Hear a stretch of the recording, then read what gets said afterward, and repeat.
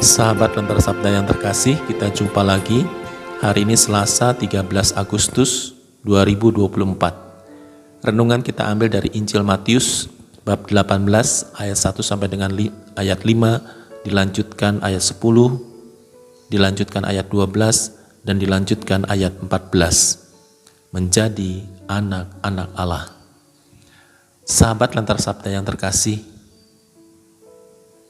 kita semua sebagai manusia diciptakan secitra, segambar dengan Allah.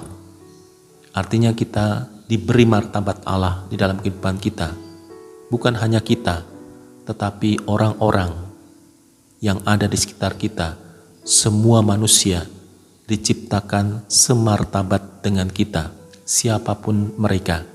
Dari latar belakang apapun, dari budaya apapun, dari ras apapun, Tuhan menciptakan kita semartabat.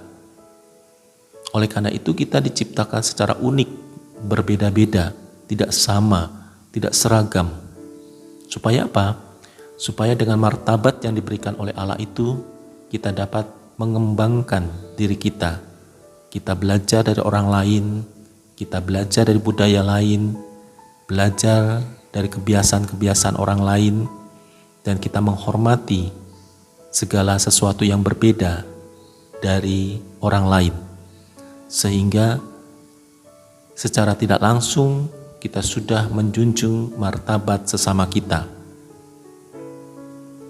Sahabat Lentera Sabda yang terkasih, oleh karena itu menjadi anak-anak Allah itu sungguh menggembirakan, sungguh membawa pengharapan di dalam kehidupan kita. Nah, bagaimana kita menjadi anak-anak Allah yang sejati, yang selalu hidup di dalam kasih Allah? Maka terlebih dahulu, maka kita harus mengasihi sesama kita sebagai wujud yang paling nyata. Karena Allah ada di dalam diri kita, ada juga di dalam diri sesama kita. Ya, Allah tinggal bersama mereka dan bersama kita. Maka kalau kita sebagai anak-anak Allah atau menyadari, mengakui sebagai anak-anak Allah, maka tidak ada lagi alasan bahwa ada saudara-saudara kita yang menderita, ada orang-orang yang kesepian, orang-orang yang merasa sendirian, orang-orang yang didiskriminasikan, orang-orang yang dilecehkan, ditindas dan sebagainya.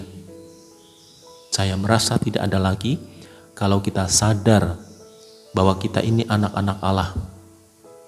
Maka perjumpaan kita, relasi kita dengan orang lain itu bukan basa-basi, bukan sekedar bersosial, tetapi kita membangun kehidupan sosial kita itu dengan tulus. Ya. Supaya apa? Orang lain juga mengalami kemajuan, orang lain juga memperoleh rahmat yang berlimpah seperti yang kita alami. Ya, dalam segala lini kehidupan kita, dalam segala bidang kehidupan kita, mereka mempunyai hak yang sama, mereka mempunyai kewajiban yang sama, seperti kita juga mempunyai hak dan kewajiban yang sama sebagai anak-anak Allah. Sahabat Lentera Sabda yang terkasih, maka sebagai anak-anak Allah tadi, kita tidak boleh merasa lebih hebat, kita merasa lebih sukses, atau kita merasa lebih mampu dari mereka, sehingga kadang-kadang kita melecehkan orang lain. Allah menciptakan kita semua dengan berbagai macam karakter dan situasi.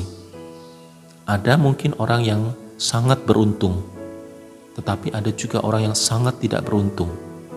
Maka terjadi jurang. Bagaimana jurang itu dapat ditutup? Bagaimana jurang itu dapat disatukan? Maka kita diciptakan berbeda-beda tadi, supaya kita mempunyai inisiatif. Nah ini ya, inisiatif. Inisiatif bagaimana mengatasi situasi-situasi itu. Kalau yang diberi talenta banyak, diberi kemampuan banyak, sebetulnya Allah mempunyai rencana supaya kita mampu berbagi dengan orang lain. Ketika melakukan itu semua, maka itulah wujud sebagai anak-anak Allah. Oleh karena itu, sahabat Letar Sabda yang terkasih, marilah kita mohon pertolongan Tuhan agar kita mampu mewujud nyatakan sabda-sabdanya di dalam seluruh kehidupan kita. Tuhan memberkati. Lentera Sabda.